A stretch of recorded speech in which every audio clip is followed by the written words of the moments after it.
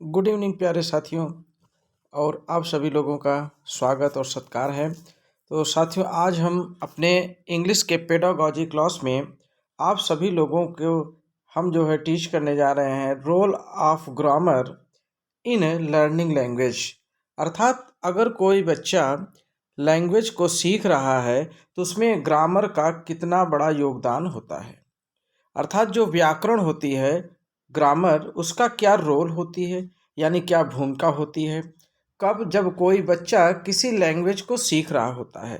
तो साथियों, चलिए हम अपने अगले पॉइंट की ओर बढ़ते हैं कि क्या ये देखते हैं कि ग्रामर में अर्थात इसकी क्या भूमिका हो रही है।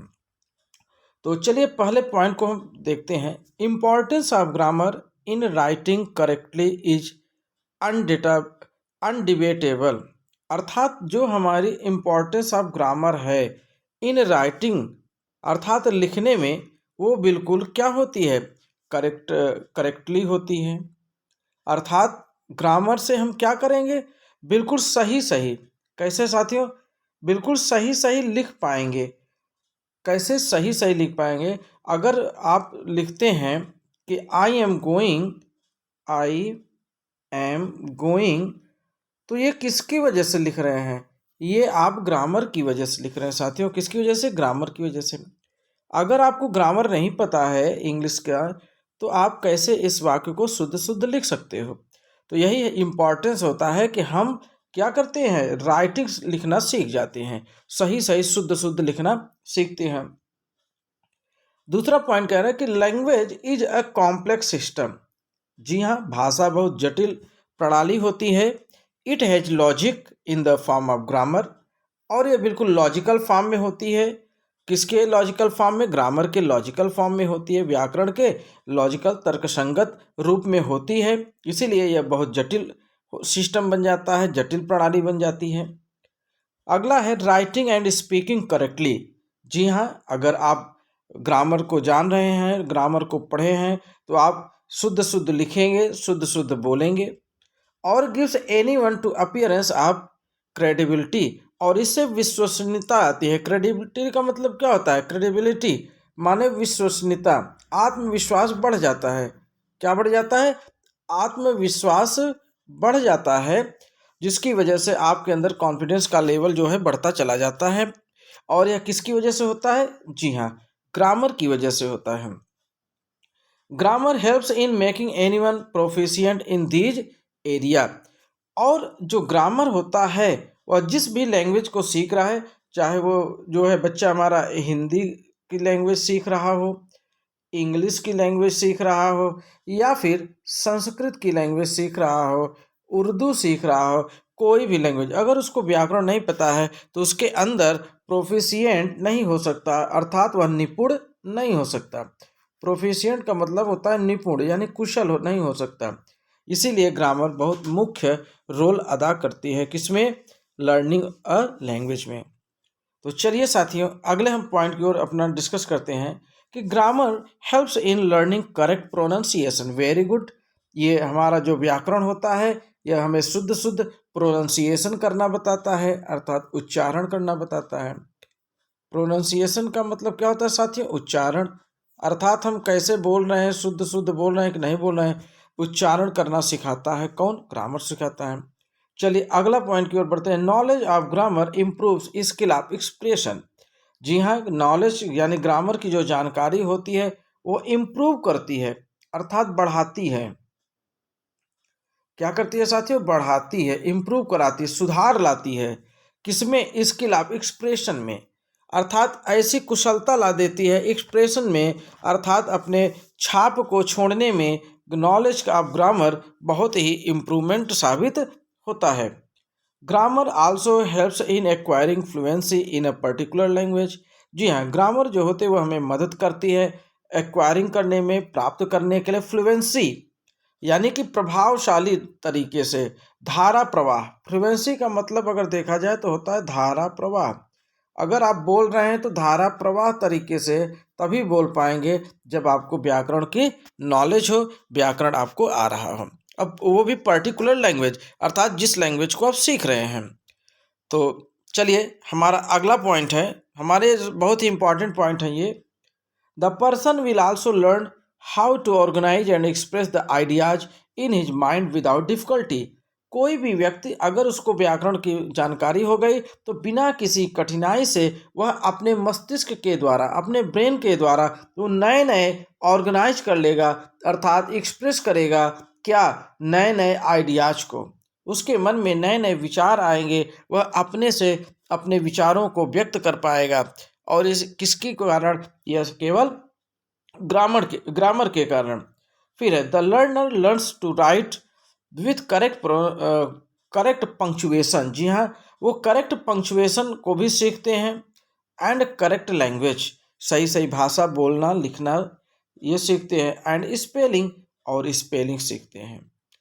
तो ये किसकी वजह से, व्याकरण की वजह से। With the knowledge of grammar child develops an effective writing style. जी हाँ, बहुत ही प्रभावशाली राइटिंग स्टाइल में बच्चे क्या करते हैं, लिखना सीख जाते हैं। उनकी जो स्किल है वह प्रोग्रेस कर जाती है, वह क्या कर जाती है, प्रोग्रेस कर जाती है। और इस प्रकार से ग्रामर किसी भी लैंग्वेज को सीखने के लिए बहुत ही मेन इम्पॉर्टेंट रोल अदा करता है। तो चलिए साथ, ये तो हमारे पॉइंट थे, ऐसे पॉइंट जो कि रोल ऑफ ग्रामर थे कि किसी भी लैंग्वेज को सीखना है तो उसमें ग्रामर का क्या। अब हम बात करते हैं कि मेथड्स ऑफ टीचिंग ग्रामर, अर्थात अगर कोई टीचर ग्रामर को पढ़ा रहे हैं तो उनका मेथड क्या होना चाहिए, किस प्रकार से उनको पढ़ाना चाहिए। तो पहले तो हम मेथड की बात करते हैं साथियों, इंडक्टिव मेथड और एक होता है डिडक्टिव मेथड। पहले तो हम बात करेंगे इंडक्टिव मेथड को, जिसके हिंदी की अगर बात किया जाए तो ये होता है आपका आगनात्मक। क्या होता है साथियों, आगनात्मक, आगमन विधि होता है ना, आगनात्मक, अर्थात आगनात्मक प्रक्रिया होती है, अर्थात ये होगा हमारा इंडक्टिव मेथड। तो इस मेथड, ये कैसा मेथड है, किस प्रकार का मेथड है, इसको देखते हैं। इन दिस मेथड, इस मेथड में रूल्स, नियम ड्राइव्ड बाय स्टडिंग लाए जाते हैं, स्टडी के द्वारा, पढ़ने के द्वारा, एक्सपीरियंसेस अनुभवों के द्वारा, एग्जाम्पल्स एंड एक्सपेरिमेंट डायरेक्टली प्रयोगों के द्वारा, उदाहरणों के द्वारा, इस प्रकार से इसमें लाए जाते हैं। This teaching method is the student centre में वेरी मोस्ट इंपॉर्टेंट। यानी कि इंडक्टिव मेथड किस पे बेस होता है, स्टूडेंट सेंटर, अर्थात ये छात्र के ऊपर केंद्रित होता है, छात्र केंद्रित। ये क्वेश्चन पूछ सकता है, एकदम इंपॉर्टेंट है। यानी कि इंडक्टिव मेथड, जबकि डिडक्टिव मेथड जो होता है वो टीचर सेंटर्ड होता है, और इंडक्टिव मेथड क्या, स्टूडेंट सेंटर्ड होता है, अर्थात इसमें छात्र केंद्रित हो जाता है, मेन छात्र हो जाता है। Which emphasize the students learning by doing, और इसमें करके सीखना। कैसे साथियों, करके सीखना, अर्थात आप करोगे तब सीखोगे। करके सीखना क्या करता है, स्टूडेंट को एम्फेसाइज कर देता है, प्रभावित कर देता है, उनको मजबूर कर देता है सीखने के लिए। और दूसरा चीज़ सबसे most important, it is a psychological method. यह क्या है, एक प्रकार से मनोवैज्ञानिक तरीका होता है सीखने का। दूसरी चीज़, अब इसमें हम सीखते क्या है, इन दिस मेथड, इसमें पहली चीज़ फ्रॉम एग्जाम्पल टू रूल। हम पहले एग्जाम्पल देखेंगे, एग्जाम्पल के बाद तब हम उसके रूल को अप्लाई करते हैं, अर्थात फिर उसके बाद रूल, पहले एग्जाम्पल। दूसरा क्या है, फ्रॉम मैक्रो टू माइक्रो। देखिए मैक्रो का मतलब, दूसरा देखिए मैक्रो टू माइक्रो। मैक्रो का मतलब होता है साथियों बड़ा, अर्थात विशाल, और हम बड़ा से किस ओर बढ़ रहे हैं, माइक्रो यानी सूक्ष्म की ओर। किस ओर बढ़ रहे हैं, सूक्ष्म की ओर। ये किस विधि में हो रहा है, ये हो रहा है हमारे इंडक्टिव मेथड में। तो ये भी एक क्वेश्चन बनता है कि इंडक्टिव मेथड में हम कैसे मैक्रो टू माइक्रो, ये ध्यान दीजिएगा, यहीं से क्वेश्चन आएंगे। फिर specific to general, specific to general, अर्थात विशेष से, कैसे साथियों, विशेष से किस ओर, जनरल की ओर, अर्थात सामान्य की ओर। कैसे साथियों, सामान्य की ओर, विशेष से सामान्य की ओर, इंडक्टिव मेथड में। चौथा पॉइंट है फ्रॉम नोन टू अननोन, अर्थात नोन का मतलब क्या होता है, जानना। नोन का मतलब क्या होता है, जानना। अर्थात जानने से अनभिज्ञ की ओर। कैसे? अनभिज्ञ की ओर, अनभिज्ञ की ओर, ठीक है ना, अनभिज्ञ की ओर अर्थात ज्ञान से अज्ञानता की ओर। From the tangible to the intangible, from the tangible. अच्छा, अब यहाँ पे बात आ रही है टेंगिबल एंड इनटेंगिबल। देखिए टेंगिबल का मतलब क्या है? मूर्त रूप से। कैसे साथियों? मूर्त रूप से, अर्थात मूर्त रूप से किस ओर? इनटेंगिबल अर्थात अमूर्त। कैसे साथियों? अमूर्त रूप से, मूर्त से अमूर्त की ओर। तो ये आपने कुछ पॉइंट देखा जिसमें ये सभी के सभी पॉइंट मोस्ट इम्पॉर्टेंट हैं और ये क्वेश्चन सीटेट में जरूर पूछता है, चाहे आप सीटेट पढ़ रहे हों और साथियों चाहे आप टेट पढ़ रहे हों। बिल्कुल ये टीचिंग है, बीटीसी, बीएड, शिक्षा मित्र, जो भी हमारे भाई बहन देख रहे हैं इनको क्वेश्चन को जरूर नोट कर लें, ये एग्जाम में निश्चित आने वाले हैं। चलिए अब हमारा जो है इंडक्टिव मेथड हो गया, अब हम बात करते हैं डिडक्टिव मेथड के। देखिए डिफरेंसेस दोनों में करना सीखिए। डिडक्टिव मेथड क्या होता है? अभी आपने देखा इंडक्टिव, अब डिडक्टिव। डिडक्टिव का मतलब होता है निगनात्मक। क्या होता है? निगनात्मक, निगनात्मक, निगनात्मक प्रक्रिया से। ठीक, अब इस देखिए उसमें आपने अभी देखा, अब इसमें देखते हैं। In this method the students are first given the knowledge of the rules. पहले इसमें बच्चों को रूल पढ़ाया जाएगा। क्या पढ़ाया जाएगा साथियों? रूल्स पढ़ाए जाएंगे। Then those rules are explained, फिर इसी रूल को क्या किया जाएगा? एक्सप्लेन किया जाएगा अर्थात बताया जाएगा। फिर गिविंग एन एग्जाम्पल, कैसे? एक एग्जाम्पल दे करके, पहले आप एग्जाम्पल दे देंगे तब उसको समझाएंगे तब rule. This method is called the teacher centric. देखिए आया ना टीचर सेंट्रिक, तो यहाँ पे मेन तो यही आ गया कि यह जो मेथड होता है यह टीचर सेंट्रिक होता है, छात्र केंद्रित नहीं होता। छात्र केंद्रित इंडक्टिव होता है और टीचर केंद्रित यानी टीचर सेंटर्ड, शिक्षक केंद्रित, अध्यापक केंद्रित, वो होता है deductive method. Method in which the teacher teach all the rules, जिसमें सभी टीचर्स क्या करते हैं? रूल्स को पढ़ाते हैं। किसको पढ़ाते हैं? रूल्स को पढ़ाया जाता है। तो अब इसमें देखिए उसमें क्या था, अब इसमें देखेंगे मैक्रो टू माइक्रो। देखिए उसमें क्या था? उसमें मैक्रो यानी कि बड़े से छोटे की ओर गया था, सूक्ष्म की ओर गया था। कैसे? सूक्ष्म की ओर गया था। लेकिन इसमें क्या है? इसमें सूक्ष्म से, देखिए दोनों में यही अंतर है, सूक्ष्म से बड़े की ओर बढ़ेंगे। कैसे? किधर बढ़ेंगे साथियों? बड़े की ओर बढ़ेंगे। तो उस जस्ट उसका अपोजिट। फिर दूसरा पॉइंट क्या करा है? फ्रॉम जर्नल टू स्पेसिफिक, उसमें क्या था? स्पेसिफिक टू जर्नल था।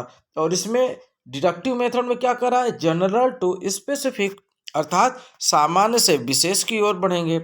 फिर अननोन टू नोन, देखिए ये उसमें क्या था? नोन टू अननोन, इसमें unknown to. From rule to example, इसमें क्या होगा? पहले आपको रूल पढ़ाया जाएगा, फिर उसी रूल को एक एग्जाम्पल के द्वारा समझाया जाएगा। ठीक, ये है इंडक्टिव। जबकि ऐसा सॉरी ये डिडक्टिव है, जबकि इंडक्टिव में ऐसा नहीं होता था। ठीक है, तो ये हमारे कुछ पॉइंट्स हैं साथियों। चलिए अब हम बात करते हैं challenge of teaching language in a diverse classroom. अर्थात टीचिंग जो होती है, कैसे टीचिंग लैंग्वेज अर्थात जो भाषा शिक्षण होता है वो किस प्रकार से क्लासरूम में चैलेंज के रूप में आ जाता है, चैलेंजिंग हो जाता है किसी भी के लिए। Effect of regional language on children, सबसे पहली चीज़ तो जो क्षेत्रीय भाषा होती है वो बच्चों को बहुत ज़्यादा प्रभावित किए रहती है। क्यों? क्योंकि India is a multilingual, बहुभाषी देश है। A different region have their own language, और अलग अलग क्षेत्रों के अपने अलग अलग भाषाएं होती हैं। कहीं पे कुछ बोली जा रही है, कहीं पे कुछ भाषा बोली जा रही है। And regional language have an impact on the student, और जो जो इम्पैक्ट ऑन द स्टूडेंट अर्थात जो रीजनल लैंग्वेज होता है वह बच्चों पे बहुत अधिक प्रभावित करता है, क्योंकि वो क्षेत्रीय भाषा होती है उनकी, और क्षेत्रीय भाषा सबको बहुत पसंद होती है। Which is challenge in the teaching process, तो सबसे बड़ा चैलेंजिंग तो यही हो गया रीजनल लैंग्वेज, जो क्षेत्रीय भाषा होती है। रीजनल लैंग्वेज का मतलब क्या हुआ? क्षेत्रीय भाषा, जो आसपास के लोग बोला करते हैं। तो सबसे पहला चैलेंज यही हो गया किसी भी भाषा को टीच करने के लिए। दूसरा देखते हैं, challenging developing linguistic skills in student, अर्थात स्टूडेंट्स में face challenge in the development of language skill due to linguistic diversity और रीजनल लैंग्वेज इन्फ्लुएंस में also have impact on linguistic skill. इसमें क्या कर रहा है कि जब बच्चा रीजनल लैंग्वेज को सीखा हुआ है, रीजनल लैंग्वेज को बोल रहा है और उसको एक अलग भाषा, एक अलग रूप से जब भाषा पढ़ाई जाएगी तो उसके लिए वो क्या हो जाता है, चैलेंजिंग हो जाता है किसी भी टीचर के लिए, किसी भी स्टूडेंट के लिए, पढ़ाने और सीखने दोनों के लिए। तीसरा पॉइंट है challenge of multiple language for teacher. देखिए मल्टीपल लैंग्वेज यानी कई प्रकार की जो भाषाएं बोली जाती हैं वो टीचर के लिए क्या हो जाता है, चैलेंजिंग हो जाता है। If a teacher is asked to teach in another area far away from the area where the language that the teacher does not know।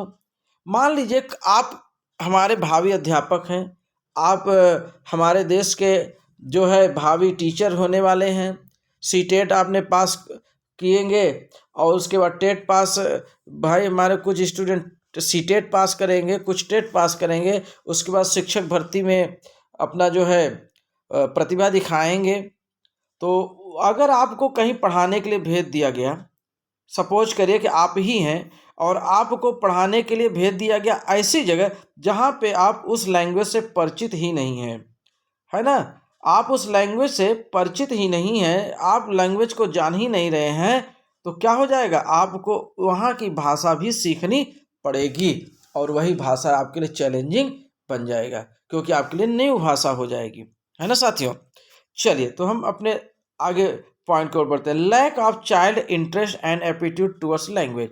अब बच्चों का इंटरेस्ट होना चाहिए क्योंकि तभी वो सीखेंगे। देखिए लैक का मतलब यहाँ पे कमी से है, लैक का मतलब क्या है, कमी, यानी कि कमी होती है बच्चों के अंदर क्योंकि वो अपने क्षेत्रीय भाषा से प्रभावित होते हैं और जब तक कोई अन्य भाषा सीखेंगे तब तक पहले उनके इंटरेस्ट को बढ़ाना पड़ेगा कि उस भाषा को सीखने से उनके लिए क्या फ़ायदेमंद है, इन सारी चीज़ों को बताना पड़ता है, तब वो भाषा को सीख पाएंगे। One of the problems of language teaching is that there is a lack of interest and tendency towards the language in the students due to which the task language teaching becomes more challenging। जी हाँ, अभी मैंने यही चीज़ आपको समझाया कि इसी प्रकार से हमारे बच्चे या हमारे टीचर क्या हो जाते हैं, उनके सामने चैलेंज आ जाते हैं, वो कैसे पढ़ाएं बच्चों को। ओवर क्राउडेड क्लासेज, बिल्कुल जी हाँ, ये भी बहुत अधिक प्रभाव डालता है कि overcrowded classes usually reduce the teachers ability to teach the language effectively and affect the language learning of the learners. जी हाँ, अगर मान लीजिए कि अगर क्लास में देखिए हालांकि 30 स्टूडेंट बहुत हैं, लेकिन अगर किसी क्लास में 70 हो गए, 90 हो गए, इतने बच्चे अगर एक क्लास में आप एक टीचर को कह दीजिए पढ़ाने के लिए तो बिल्कुल उनकी योग्यता भी जो है उस समय काम नहीं करे क्योंकि मामूली चीज़ नहीं होता एक ही क्लास में एक ही टाइम पर 70 से 90 बच्चों को पढ़ाना। तो क्योंकि ओवर क्राउडेड क्लासेज होते हैं तो ओवर क्राउडेड क्लासेज में कोई भी टीचर जो है इफ़ेक्टिवली लैंग्वेज को नहीं पढ़ा सकता और ये अगर वो पढ़ा रहा है तो उसके लिए चैलेंजिंग हो जाएगा। छठा है लैक ऑफ स्टडी मटेरियल। हाँ, अगर आप पढ़ा रहे हैं, आपके पास मटेरियल नहीं है, एड्स नहीं है, तो आप क्या करेंगे, आप कम सही तरीके से पढ़ा पाएंगे ना। तो lack of study material also problem for language teaching in a language diverse classroom. इस प्रकार से क्लासरूम में इन सारे पॉइंट्स को आपने देखा और आपने समझा कि किस प्रकार से ये चैलेंजिंग हो जाते हैं किसी भी टीचर के लिए।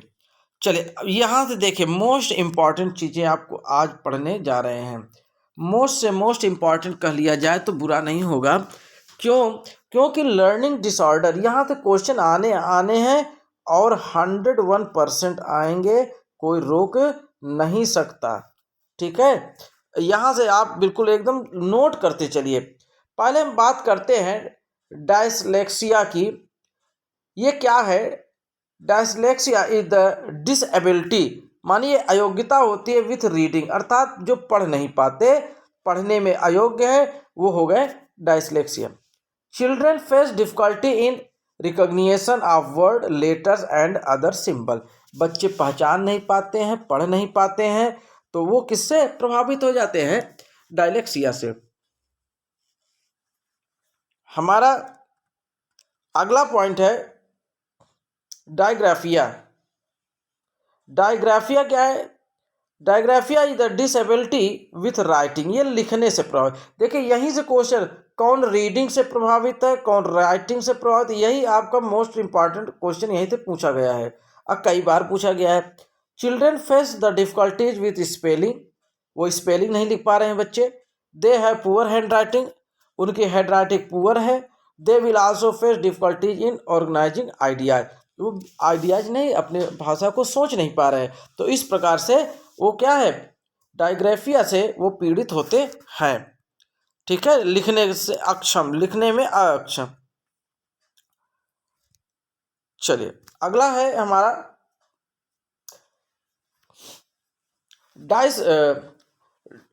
डाइकैल्कुलिया। Dyscalculia is the disability the mathematics.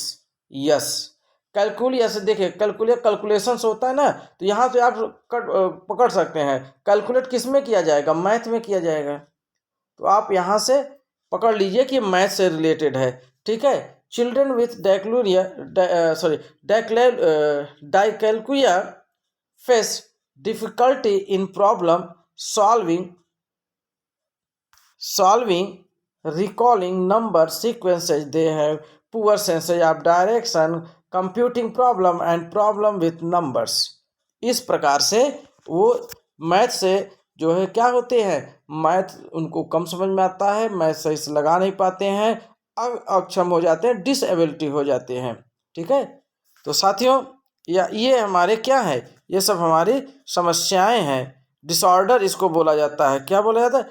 Disorder. डायप्रैक्सिया ये क्या होता है? It can affect the child's ability to do wide range of everyday physical task. ये फिजिकल टास्क नहीं कर पाते हैं। Involve motor skills. These can include things like jumping, speaking clearly and gripping a pencil.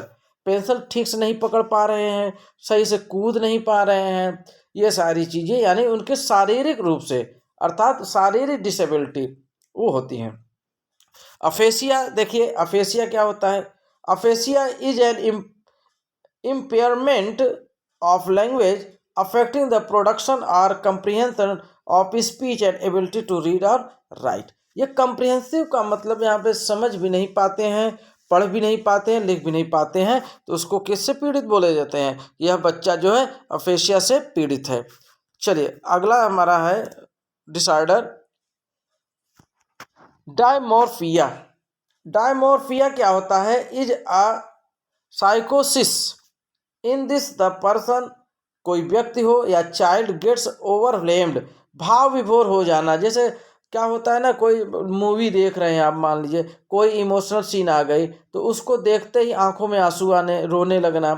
That some parts of his body are smaller than others, some organs are incomplete compared to others, he starts comparing different parts of his body with the other people. This adversity affect its learning। अर्थात जैसे शारीरिक रूप से कमज़ोर होना और दूसरी चीज़, दूसरे स्टूडेंट क्या करते हैं, उनके शारीरिक जो है काफ़ी लंबे हैं, बड़े हैं, स्ट्रांग हैं, तो आप जो है क्या हीनता महसूस करते हैं कि हमारा बॉडी इस प्रकार से नहीं है। तो क्या होता है? पढ़ाई में मन नहीं लगता है और इस प्रकार से बच्चा सही से सीख नहीं पाता है। चलिए तो साथियों अब हम बात करते हैं अपने लैंग्वेज स्किल की। ये हम अपने नेक्स्ट क्लास में ले आएंगे लैंग्वेज स्किल। आज हम अपने क्लास को यहीं विराम दे रहे हैं। तो हम अपने अगले क्लास में आपको पढ़ाएंगे कि किस प्रकार से 4 बेसिक लैंग्वेज जैसे लिसनिंग, स्पीकिंग, रीडिंग और राइटिंग, है ना, LSR और W, LSRW, listening, speaking, writing, reading और राइटिंग। तो हम इन स्किल के बारे में आपको अगले नेक्स्ट क्लास में बताते हैं। तो साथियों बिल्कुल जी हाँ, कहना न पड़े, वीडियो को लाइक करिए, शेयर करिए, सब्सक्राइब करिए और आप अपने चैनल को आगे बढ़ाइए। तो इन्हीं शब्दों के साथ मैं आप लोगों से अलविदा ले रहा हूँ। जय हिंद, जय भारत।